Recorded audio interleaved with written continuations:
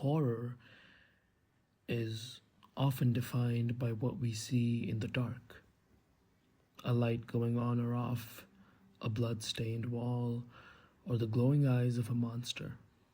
But in 2009, Call of Duty World at War introduced a map called Verrückt.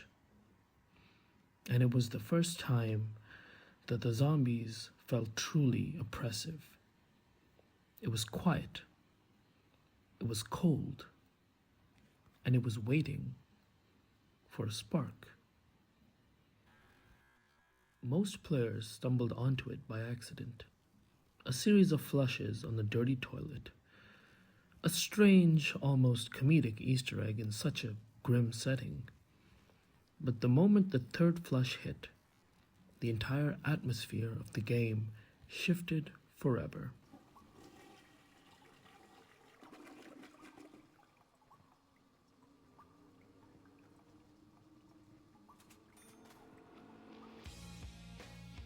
This is Lullaby for a Deadman.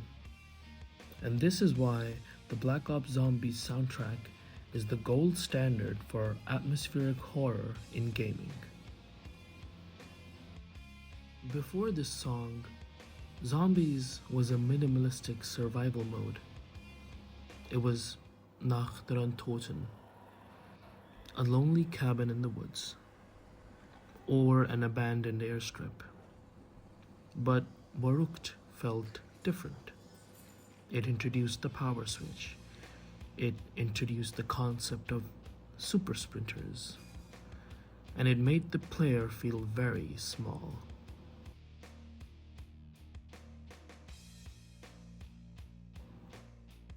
This is what I call the contrast principle.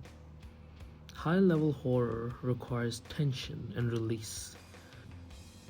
The sounds of the ghosts trapped in the asylum. But the chorus, it's a heavy, aggressive metal riff. It doesn't take away the fear. It weaponizes it. It tells the player that they are going to die, so they might as well go out in a blaze of glory. You can't talk about this soundtrack without talking about Elena Siegman. In an era where most horror games use generic orchestral swells or ambient drones, Treyarch chose female-fronted hard rock. Elena's voice captures the duality of the lore itself. Her clean vocals represent the humanity being lost to the 115 infection, while her screams represent the madness of the ether. The lyrics aren't just random rock poetry. They feel like a confession from the characters themselves. When she sings, "I know when you're sleeping. I know the things you're dreaming," it's as if the map itself is watching you. The genius of Lullaby is how it functions as a reward. In any other game, you just press play on a soundtrack. In Zombies, you have to earn the music. You have to survive the initial terror, find the secret triggers, and only then do you get to your anthem. This song set the blueprint for every map that followed. It turned a simple horde mode into a horror opera. It proved that horror doesn't have to be quiet to be effective. It can be loud, fast, and rhythmic, as long as it carries the weight of the story.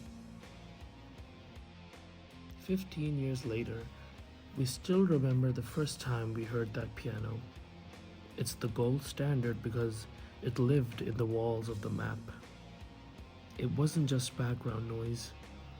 It was the heartbeat of the game, because in the end, we aren't just players. We're all just dead men, waiting for our lullaby. If this song gave you chills, hit the like button. Let me know in the comments which Zombies track is your personal favorite.